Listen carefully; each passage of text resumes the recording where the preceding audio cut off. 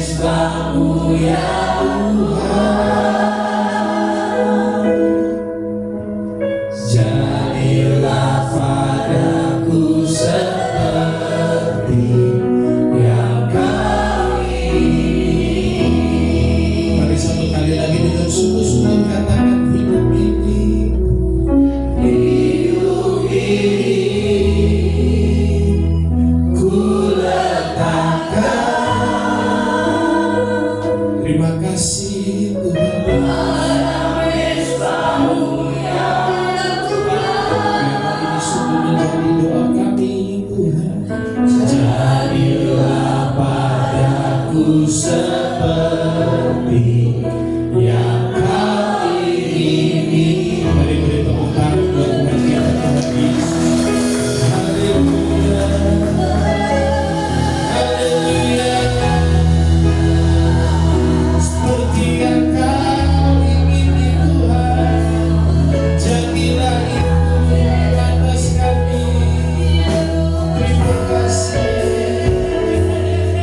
Haleluya. Mari kita ambil waktu sejenak bagi ucap syukur. Terima kasih Tuhan. Haleluya.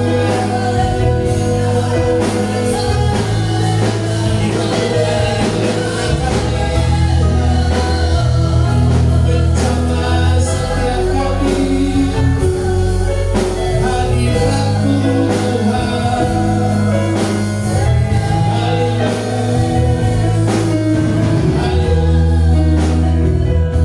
Terima kasih.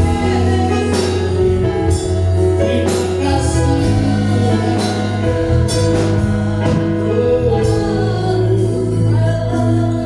Betapa kami bersyukur Tuhan.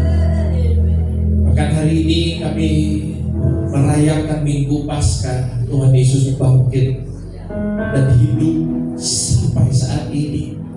Kami percaya Tuhan ada beserta dengan kami. Tuhan, terima kasih di tengah-tengah kegembiraan sukacita kami. Biarlah sejenak firman Tuhan mengingatkan kami, menjadi rema buat setiap kami. Tuhan berdoa biarlah Tuhan mengurapi setiap kami, berbicara secara pribadi kepada kami. Terima kasih Tuhan Yesus, kami amat sangat terbatas, tapi kami mohon Tuhan, biarlah Tuhan mengajari kami isi hatinya Tuhan. Kami ucap syukur, kami berdoa dalam nama Tuhan Yesus. Semua yang percaya boleh berkata amin. Haleluya. Silakan duduk Bapak Ibu.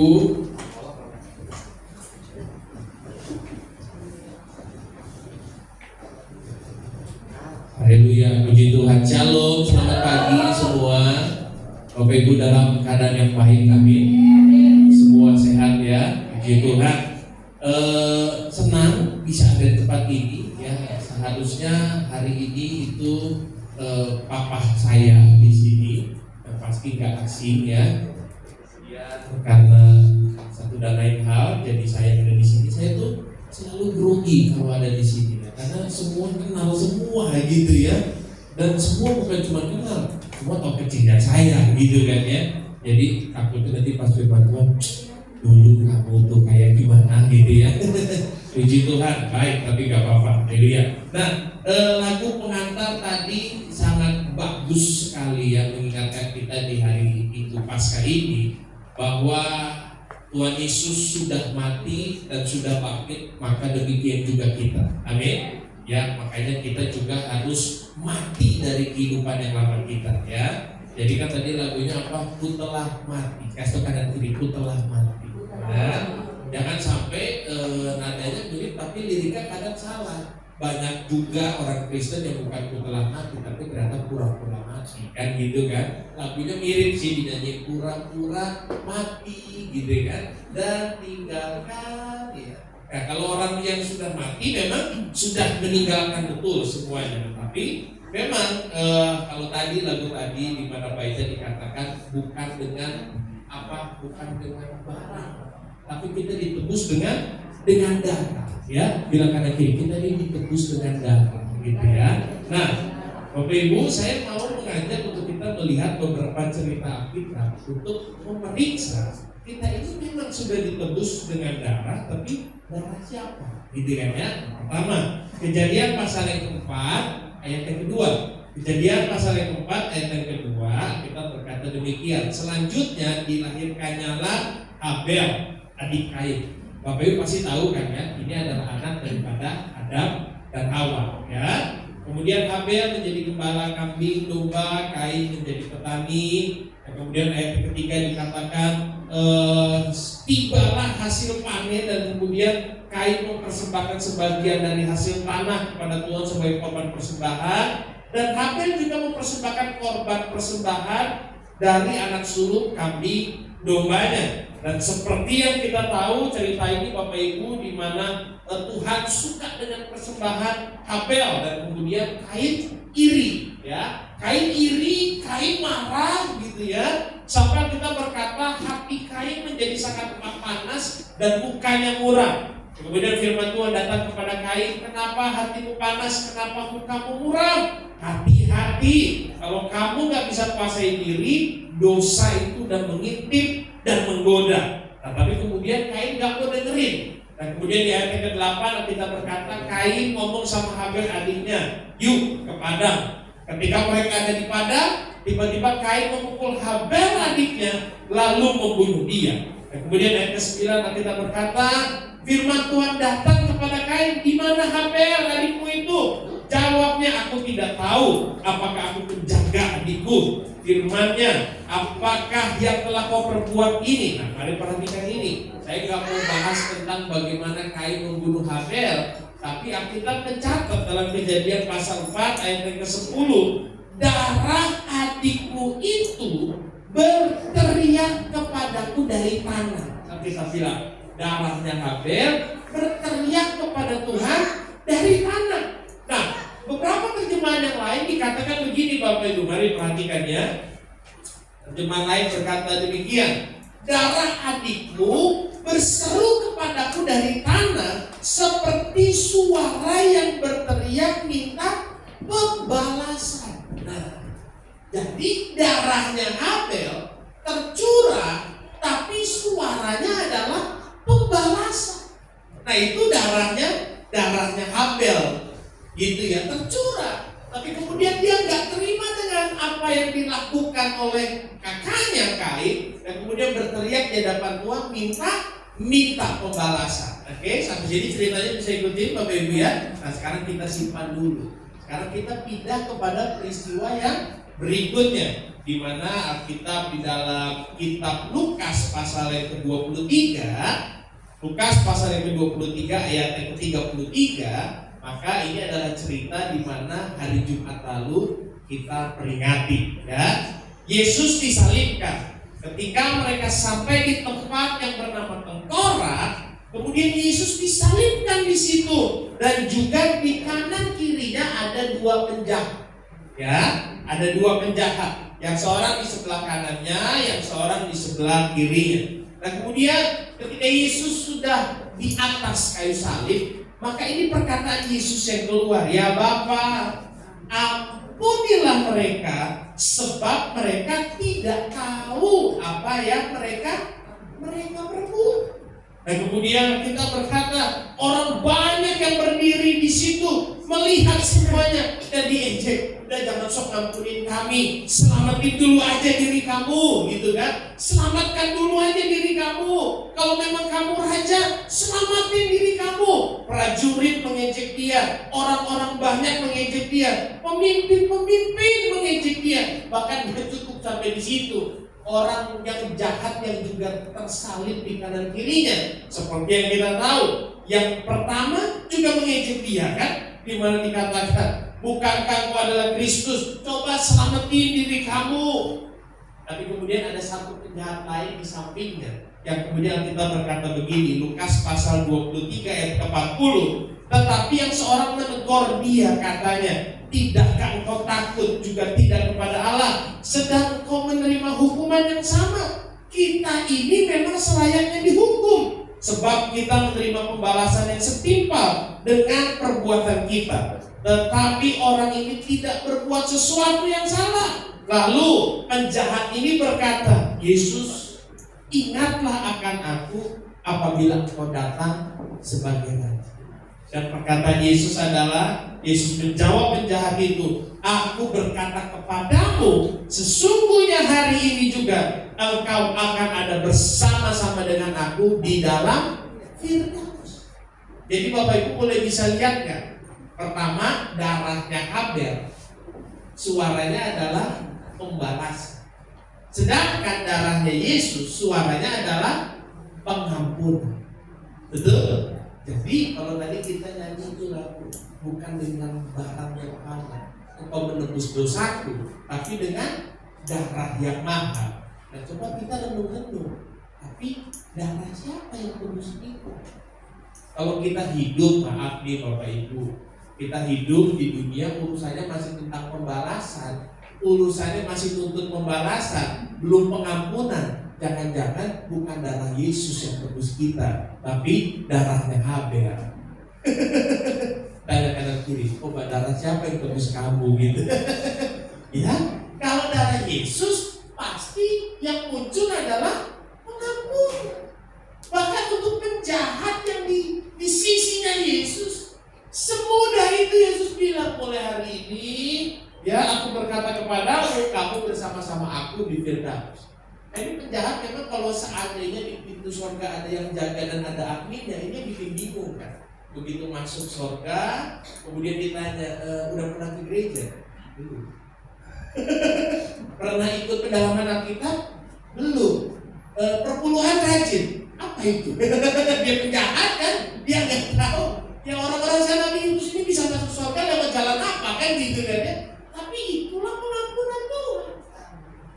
Itulah kasih karunia Tuhan. Betul-betul sekuat itu.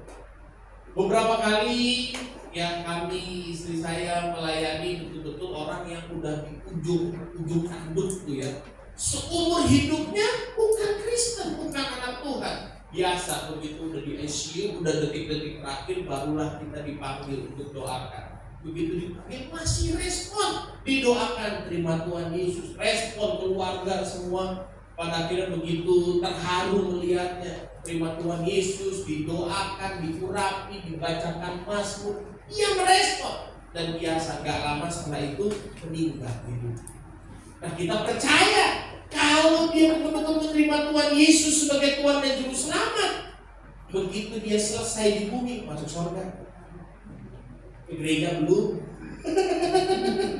dengar firman Tuhan juga mungkin belum, gitu kan? Kenal pendeta juga belum, tapi bisa masuk surga. Makanya Tuhan memang kalau mengampuni seseorang, dia gak neko-neko. Pengampunan tetap pengampunan, gak ada syarat apapun. Syaratnya cuma kita berkatakan, barang siapa percaya kepadanya tidak binasa melainkan beroleh hidup yang kekal. Kira-kira kalau bicara syarat nih, sama saya bilang syarat, ya lebih susah pengampunan Tuhan atau pengampunan manusia? Kalau Tuhan ngampunin orang gampang, percaya, terima, diampuni. Kalau kita tunggu dulu, ngobrol dulu kita. Kamu sungguh-sungguh gak? Kamu benar-benar gak? Janji gak? Garansinya apa? Betul ya Bapak Ibu ya? Ya udah gak diundang lagi gak apa-apa deh gitu ya. Tapi makanya itu, kita ini mau pakai darahnya Habel atau darahnya Yesus? Kalau darahnya Habel, nuntutnya pembalasan, ngejarnya yang adil, nggak bisa seadil-adil. Tapi kalau darah Yesus, pengampunan penuh yang harus mulai muncul dalam kehidupan kita. Oke, lanjut ya. Ayat di dalam 1 Korintus pasal yang ke-6 ayat yang ke-7. 1 Korintus pasal yang ke-6 ayat yang ke-7. Bapak Ibu semua mau menang, amin? Mau menang ya, sampai itu udah bilang saya mau menang. Ya, saya mau menang supaya darahnya Yesus yang tebus kita. Jadi benar lagunya tadi tuh, ku telah mati tuh, udah mati. Bapak Ibu tahu tandanya orang mati apa? Tahu? Udah nggak terasa apa. Sederhananya gitu kan? Pernah nggak nanti coba di rumah duka ada yang meninggal, Gitu kan ya, ada jenazah, misalkan Bapak Ibu lagi meninggal duluan, utang belum lunas, dia gitu ya, bangun nggak kira-kira? Ada nggak pernah lihat video tiba bangun terus jangan sembarangan ngomong lu ya? Orang kalau udah mati mau diapain aja dia tetap tenang, tetap diam ya. Nah, kita berkata 1 Korintus pasal yang ke-6 ayat yang ke-7, adanya saja perkara di antara kamu yang seorang terhadap yang lain telah merupakan kekalahan bagi kamu. Nah, kita jelas berkata ya, adanya saja perkara antara kita dengan orang lain, antara kita dengan siapapun di hati kita udah kalah kata kita. Belum nunggu vonis, belum nunggu klarifikasi, belum. Kita ngizinin itu ada di hati kita aja, nah kita bilang udah kalah. Makanya hati ini harus bersih kalau mau benar. Amin.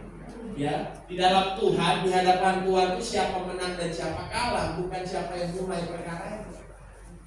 Bukan siapa yang terbukti salah dan terbukti benar, tapi siapa yang hatinya bersih. Siapa yang mengizinkan perkara itu nempel di hatinya, akhirnya jadi mulai apa? Sebel dulu, kesel, lama-lama benci, pahit, didendam. Tapi kalau mau menang, ayo bersihin hati. Amin. Nah, latihannya kan gimana kan?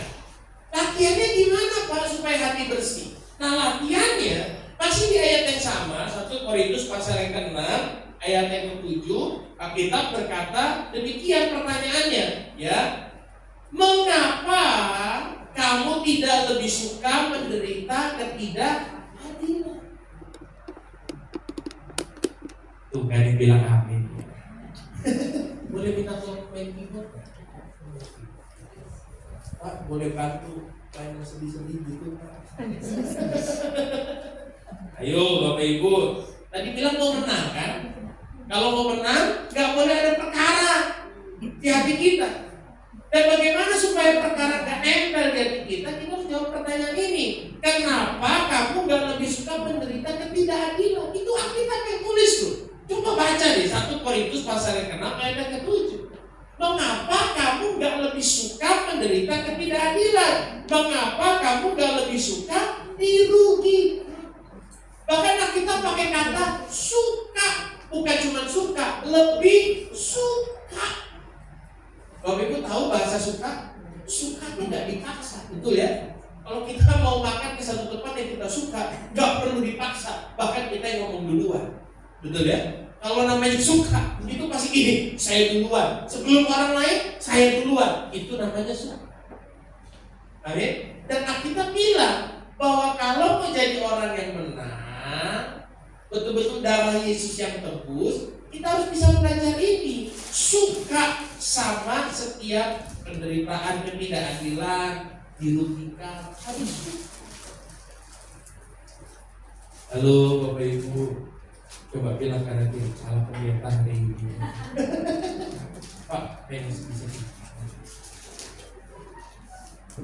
Jadi kalau orang yang ditebus darah Yesus, di mana hatinya penuh pengampunan, kita belajar praktek Bapak Ibu ya.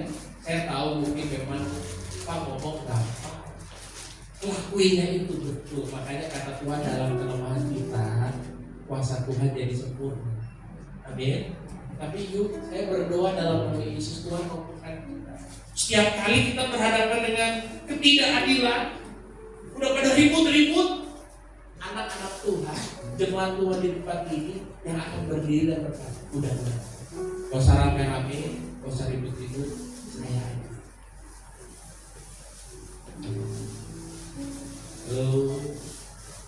Saya aja, biar saya yang susah, biar saya yang tanggung sih.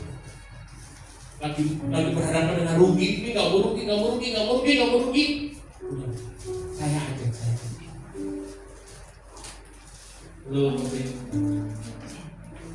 Pak nggak bisa Pak.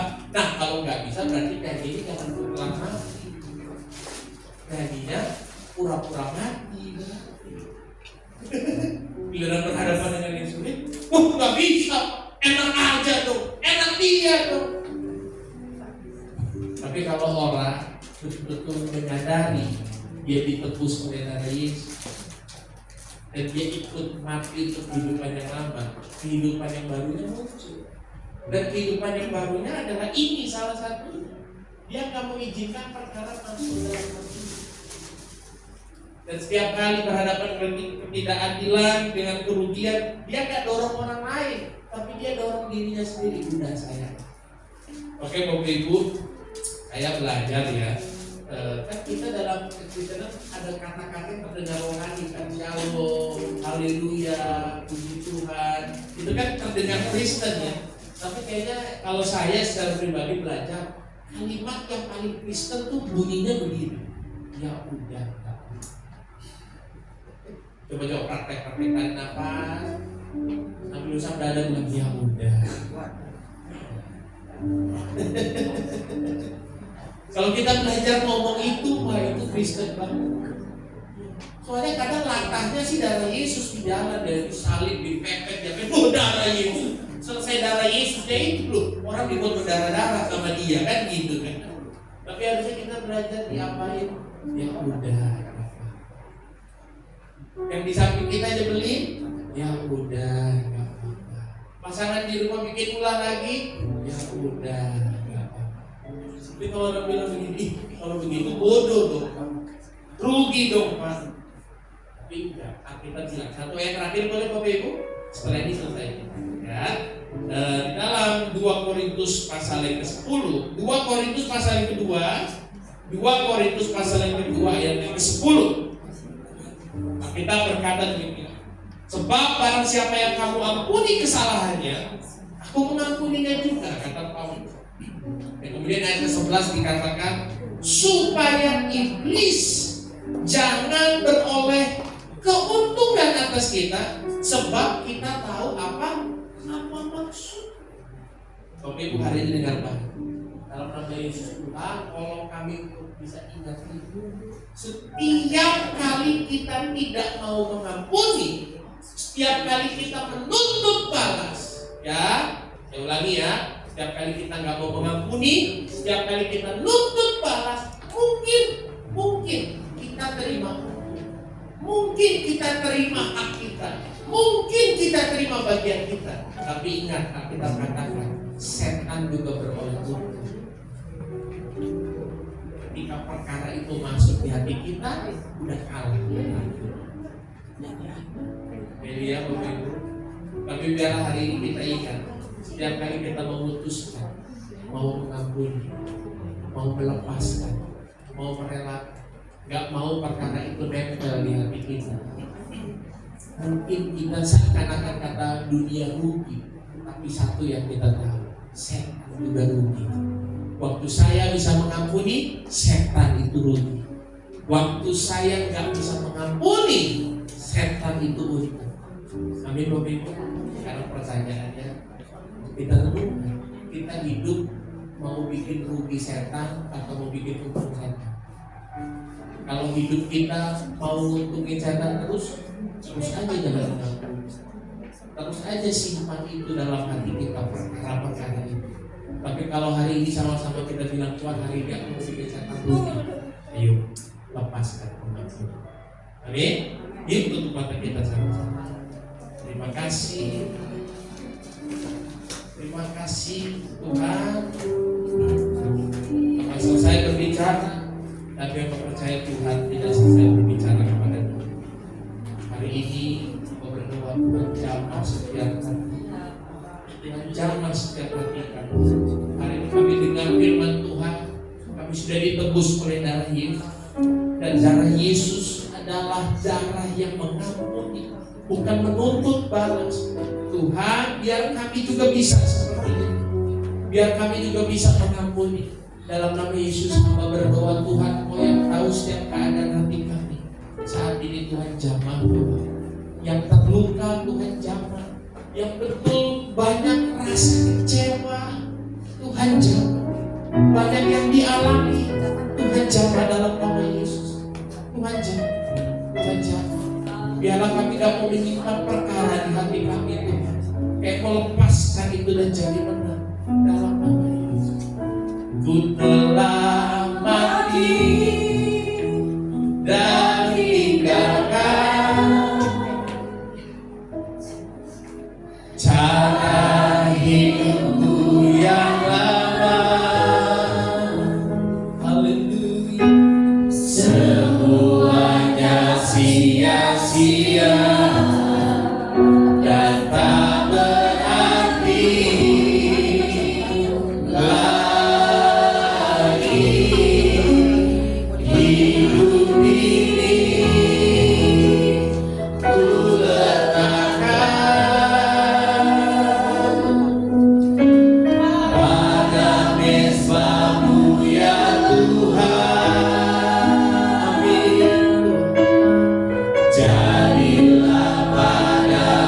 seperti yang kali ini. Mari katakan, hati ini kuletakkan pada mesbahmu. Hati ini kuletakkan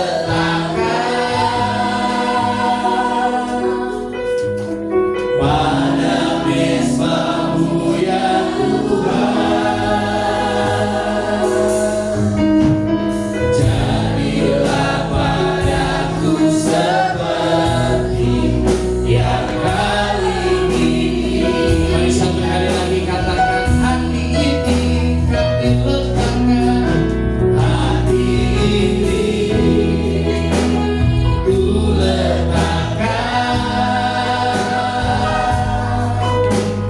pada mesbahmu ya Tuhan. Jadilah padaku seperti yang kali ini.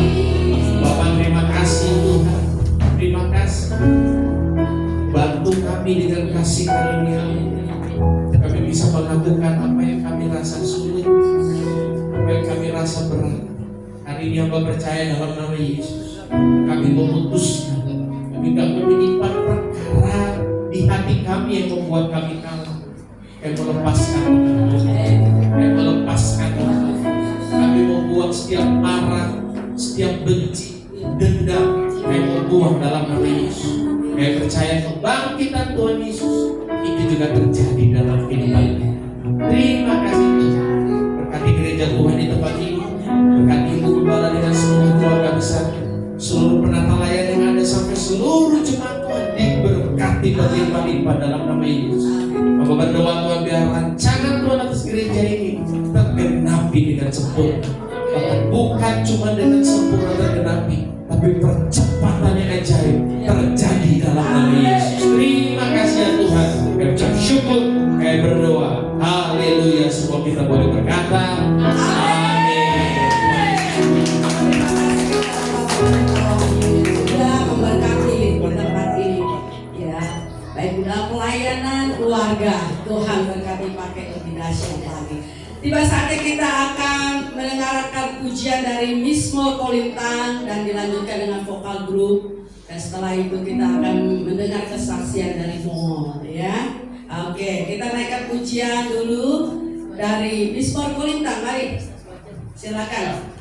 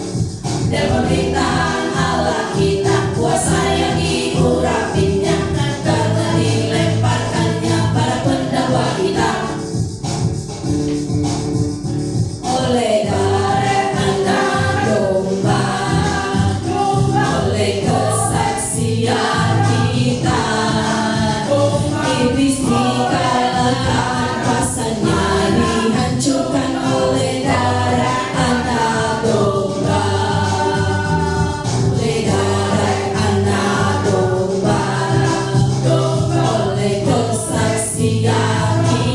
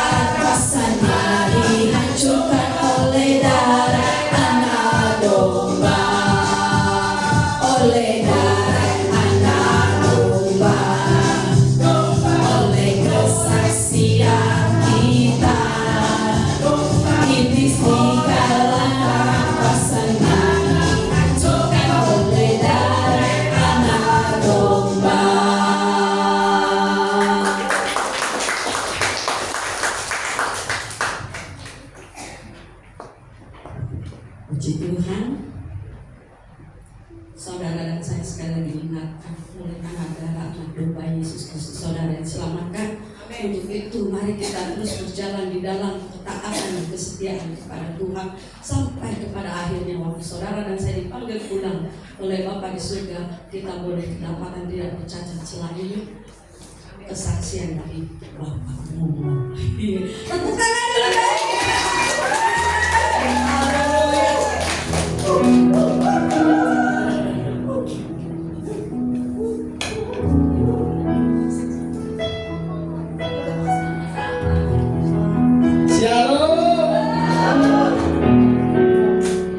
Oh, masih ada 1, 2, 3, 4 aja. Shalom. Terima kasih waktu dan kesempatan mau bersaksi apa? Bu Gembala tahu, Opung tahu, Ciwawa tahu, semua tahu bahwa saya juga dulu di sini. Ya, saya dulu jemaat bahkan pengerja dari GBI Abdiel. Satu hal yang pasti adalah sampai sekarang saya bisa bertahan menjadi seorang seniman itu karena kebaikan Tuhan.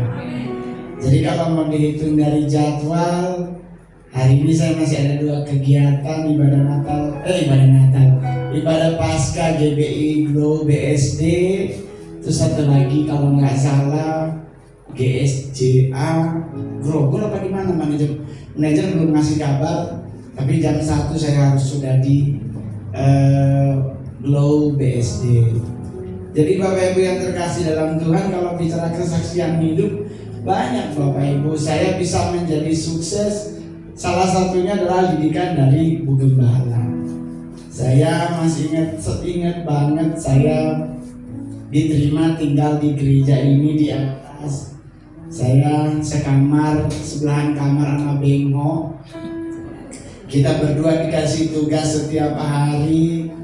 Terus kadang lalai, keluar handphone Samsung, mau masih ingat banget apa udah lunas ya itu. Soalnya kan waktu itu sistemnya bayar cicil ya Bu.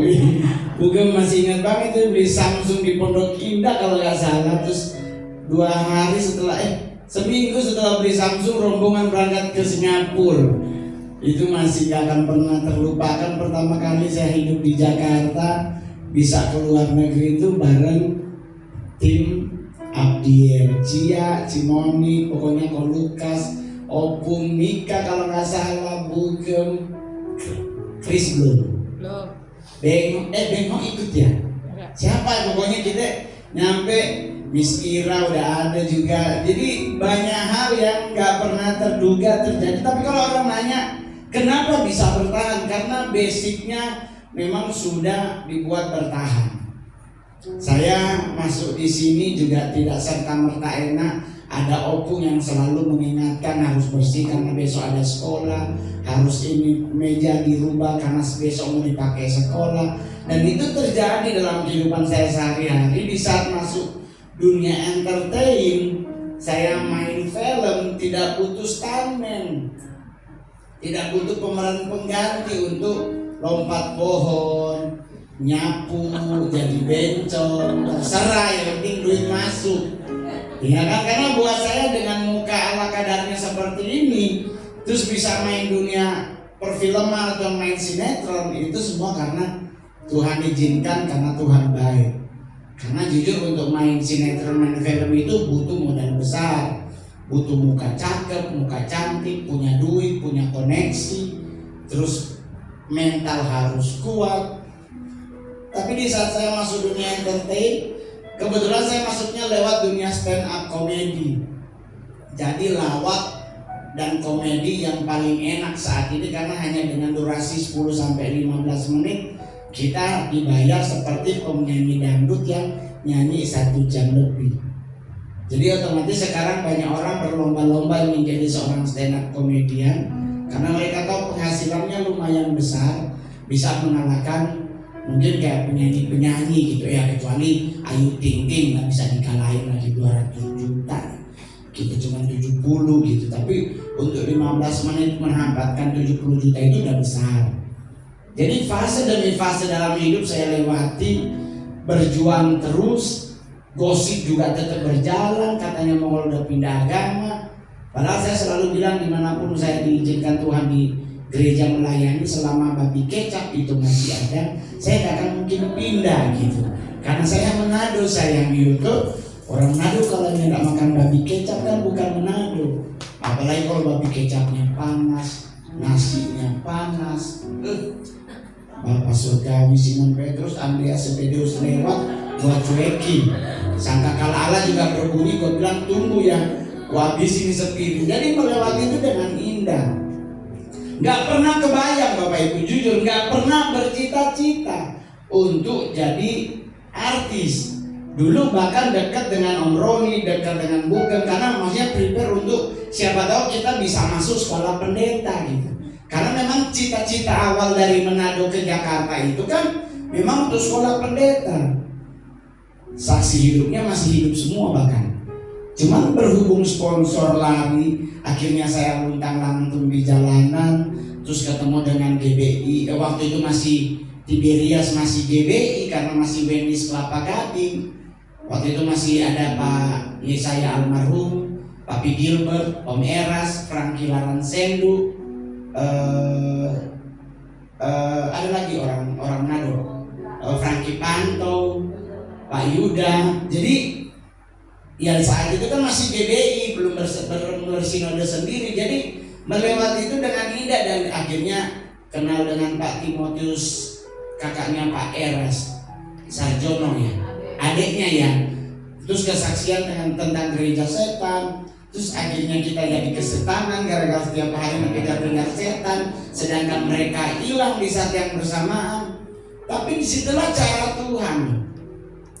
Ketemu Bugem, ketua WBI, dia Bugemnya Jakarta Utara.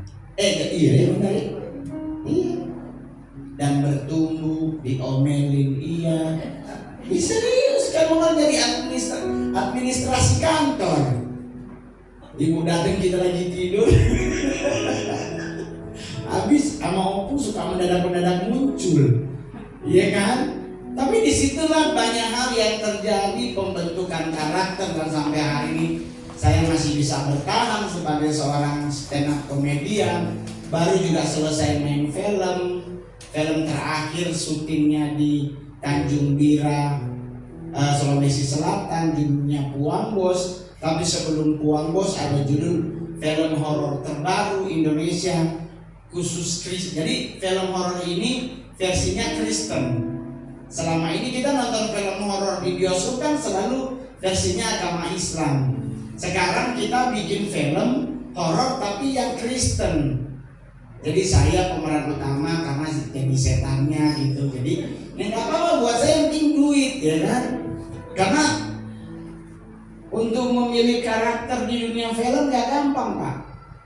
Selama Rio Dewanto, Jeffrey Nicole, ya kan, Reza Raherdian, Aliando, Al Ghazali masih hidup.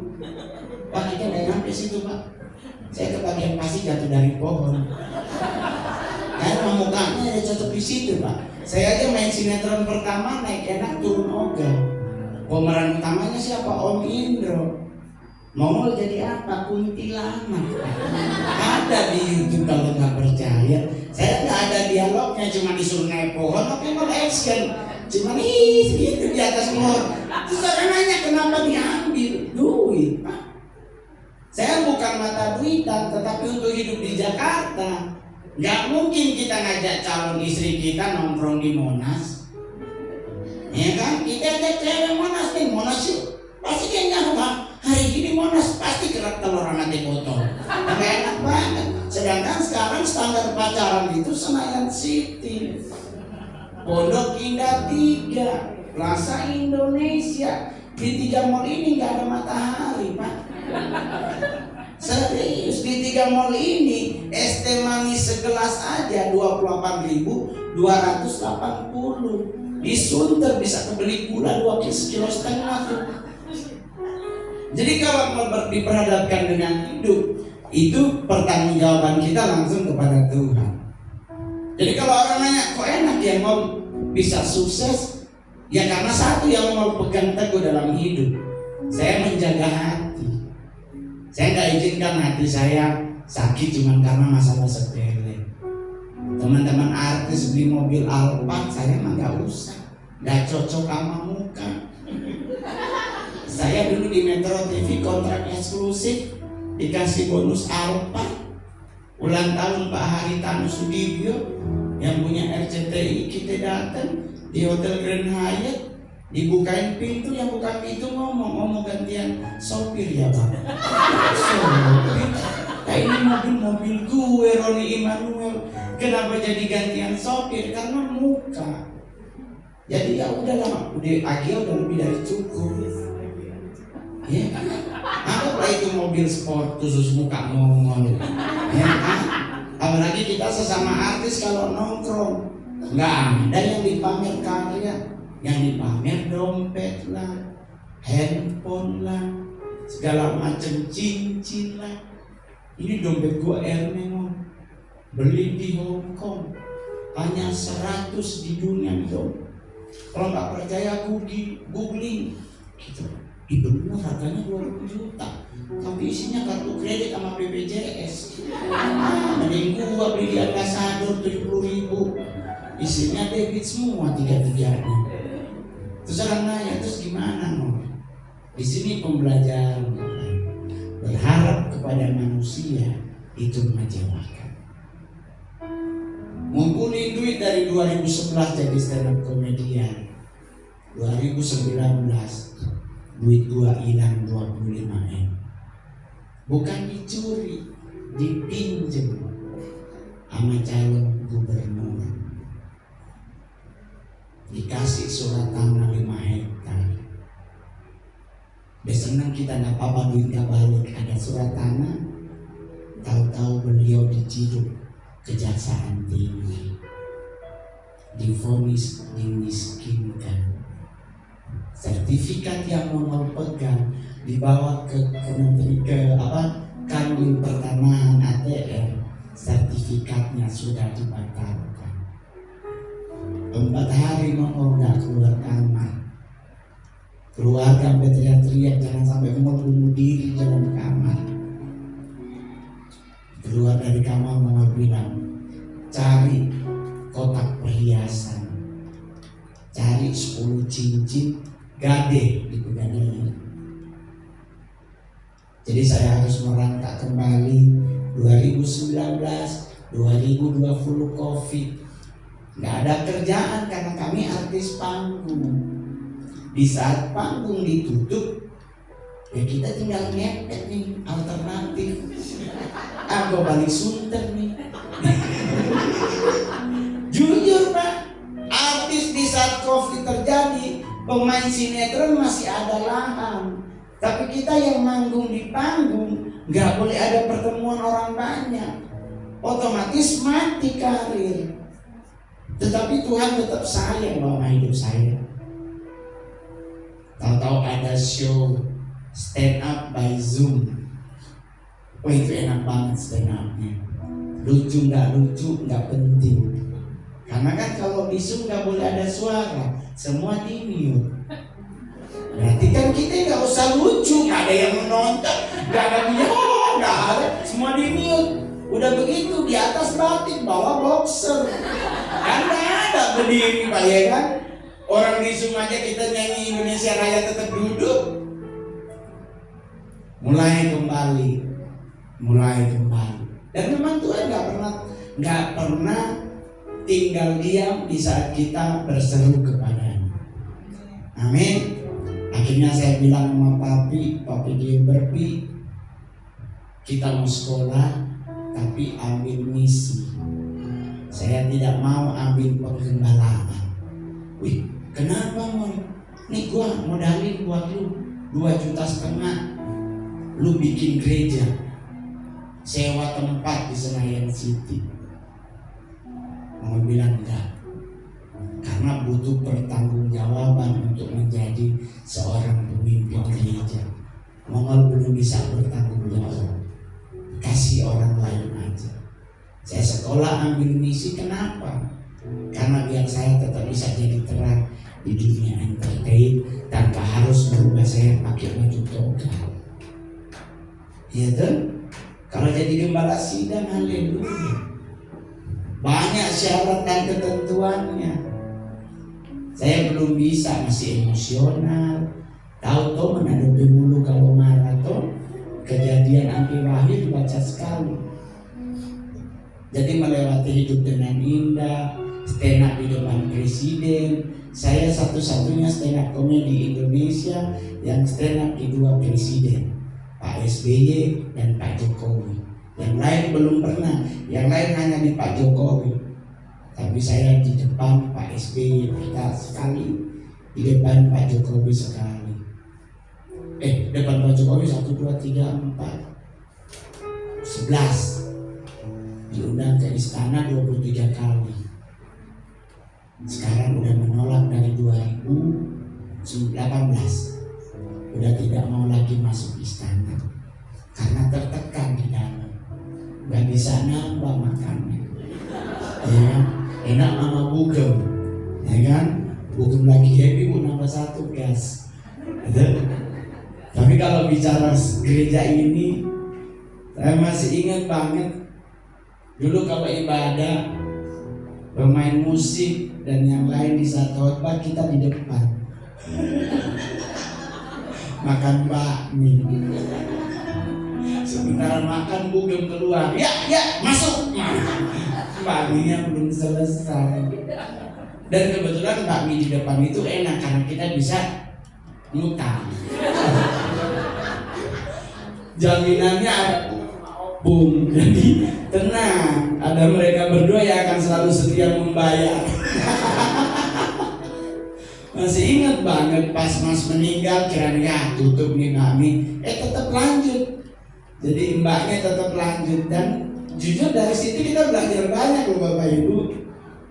Kita sunter dulu ibadah jemput oma-oma, ibadah di oma-oma, ibadah nyanyi sekali curhatnya 5. Anak gua gerejanya di sana, gua ditinggal. Tapi itulah apa ya, ritme hidup ya kan.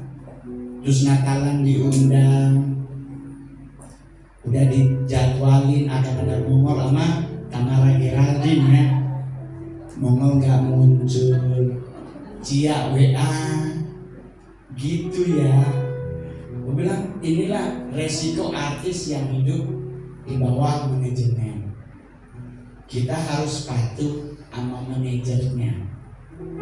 Saya kontrak eksklusif di Metro TV. 2021 kemarin saya menyatakan diri mundur. 2022 bulan September, pas tanggal lahir saya menyatakan mundur dari televisi. Saya mencari manajer baru. Puji Tuhan dapat manajer anak Tuhan, song leader di GMS Manado, di gereja Mawar Syarumnya Pak Philip Mantova. Beliau adalah manajer Mongol dan boleh jadi song leader di sini kayaknya. Tak gue bujukin, tenang. Karena kalau enggak berarti gak potong 30%. Ya, manajer Mongol baru 25 tahun, jadi dia yang ngurusin semua jadwal. Tadi pagi juga dia yang bangunin, bangun ada gereja jam 8 pagi, berangkat jam 7 karena Car Free Day. Karena dari arah rumah Mongol mau ke sini pasti ketemu yang namanya Car Free Day. Jadi dia bilang lebih bagus berangkat dari jam 7, bisa belok lewat belakang. Nah, puji Tuhan, nyampe di sini memang jam 8 pagi. Saya nunggu di depan, mau dengar suara nyanyi dulu nih. Kalau nyanyi pasti udah mulai.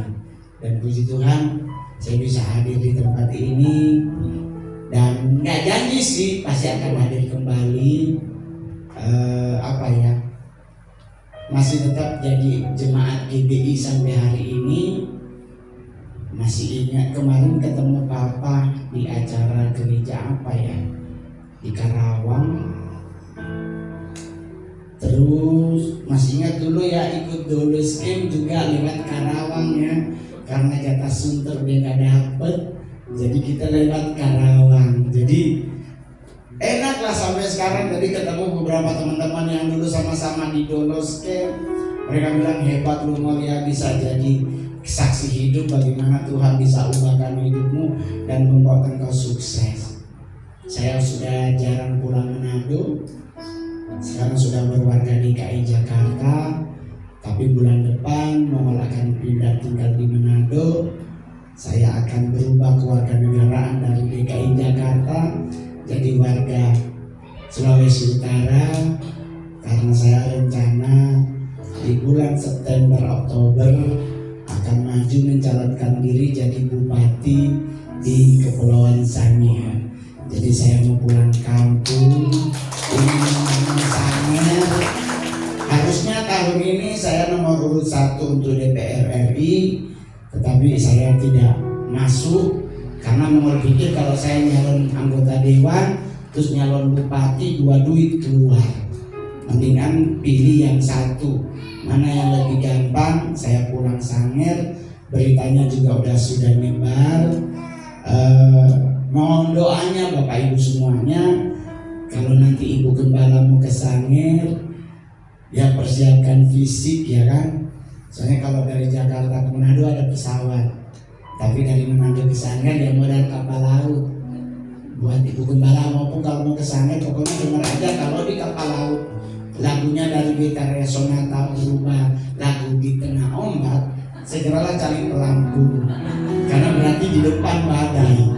Karena kita nggak tahu itu kan samudra, jadi kadang enak banget dari Manado, tahu-tahu 3 subuh bunyi di tengah ombak dan arus pencot, carilah pelampung.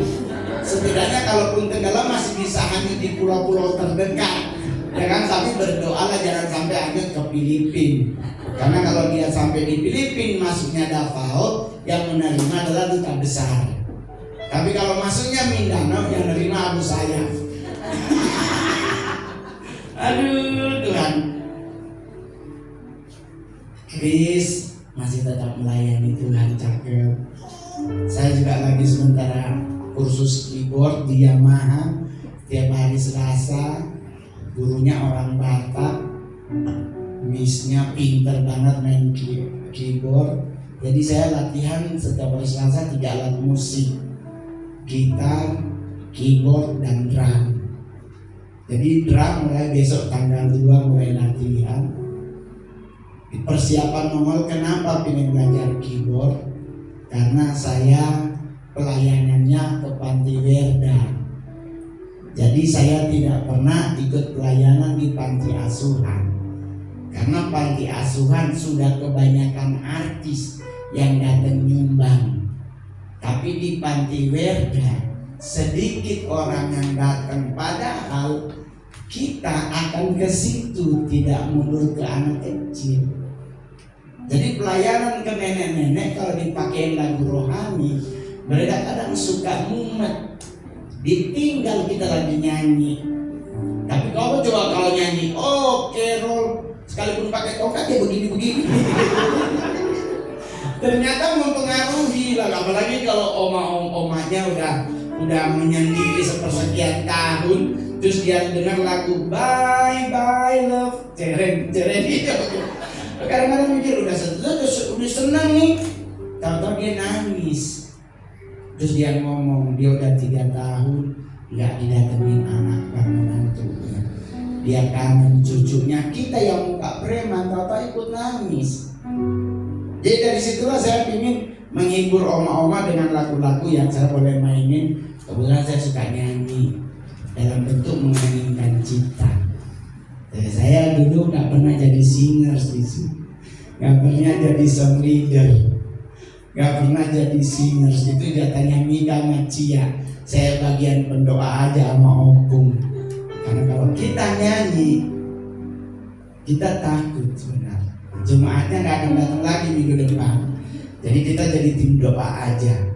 Tapi sekarang udah bisa nyanyi, karena udah jadi artis juga, udah punya duit kursus vokal sama Berta, cakep.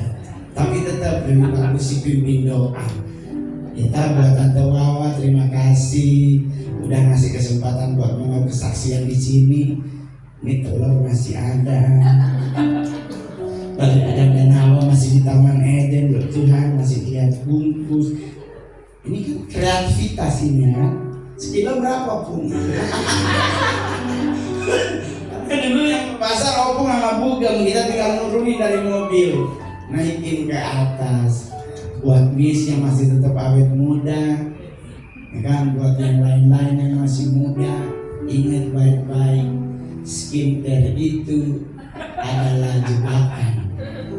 Ya, jangan terlalu mengagungkan skincare. Wah, bikin putih muka, bikin glowing. Ingat, lehernya enggak. Karena dia cuma putih di muka, leher tetap hitam. Itu jadi ibarat kayak kaki kena knalpot. Jangan ikutin bedak opung aja. Ya kan, bedak orang tua zaman dulu pakai Fambo. Kalau nggak Fambo, bedak Mars. Kalau nggak, bedak Viva. Tapi kalau masih muda, hindari nomor 4 dan 5. Karena kalau ketebelan kayak keracunan ikan tongkol, ya, jangan dipakai. Ya, jadi udahlah, pakai yang wajar-wajar aja. Pergilah ke toko Cina, no, di Glodok banyak beda-beda Cina yang buat apa, muka dan leher. Buat mis-mis yang ada, semangat ya. Dulu kita juga ikut ngajarin anak-anak, cuma memang naluri saya nggak cocok jadi guru karena pemarah. Jadi sampai hari ini saya masih tetap bertahan dan tetap meyakini dan mengimani dan mempercayai bahwa Yesus Kristus adalah Tuhan, Juru Selamat dan Raja yang hidup umum.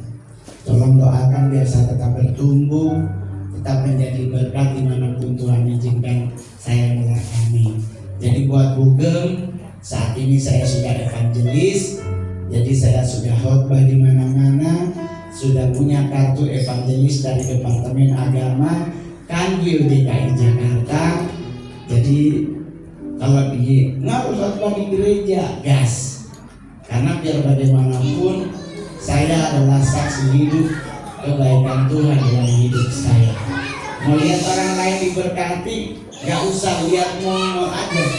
Anak yatim piatu bisa diberkati, dinyatakan sebagai stand up komedi terbaik, terlaris, termahal di Indonesia, dan stand up komedi paling berani di dunia nomor 2, di Asia nomor 1. Keberaniannya bukan stand up di depan presiden, tetapi stand up di antara orang lain. Jadi saya diundang, saya melayat orang mati sama Ibu Maya Rumanti di rumah duka Gatot Subroto. Kita lagi antri mengucapin turut berduka cita. Tahu MC dari belakang teriak, kita akan dengarkan stand up komedi dari Momo. Saya langsung lihat peti mati itu orang mati, disuruh ketawa. Tuhan, nih keluarganya lagi pada disuruh ngelawat. Momo ini nggak salah. Saya nanya sama Ibu Maya Rumantir, Bunda gimana? Ibu Maya Rumantir ngajak Mongol nyanyi Indah Rencanamu. Mongol bilang iya, kita nggak mau nyanyi, bahaya suara Mongol. Takutnya Ibu Maya bagus banget, terus kita nggak matching suaranya kayak dua adik tadi, kan nggak lucu. Dua adik tadi itu bukan nggak matching, kulintangnya nggak nyampe suara mereka. Jadi Mongol selalu bilang, tapi jujur anak kecil begitu berani loh. Nah Mongol yang udah tua begini aja nggak berani, berarti saya salut sama mereka berdua. Dan tahu istrinya ngomong begini, tolong hibur ya, nanti Oma transfer. Ih, pas Mongol dengar kata transfer, dosa bohong, ini di atas mimbar. Mongol langsung ambil mic-nya, Mongol langsung stand up. Orang itu pada ketawa semuanya. Bahkan di sebelah kita tuh ruangan VIP 2 ada orang meninggal juga. Itu keluarganya pindah ke sini.